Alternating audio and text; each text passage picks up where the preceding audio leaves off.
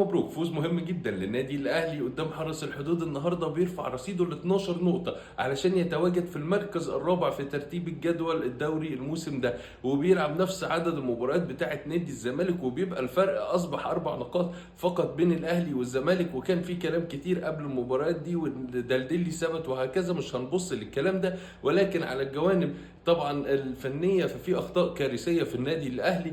طبعا لو حدث ولا حرج، اداء سيء جدا جدا جدا من اليو ديانج على النواحي الهجوميه يعني في المباراه دي، وتبين قد ايه ديانج فعلا غير ناضج هجوميا.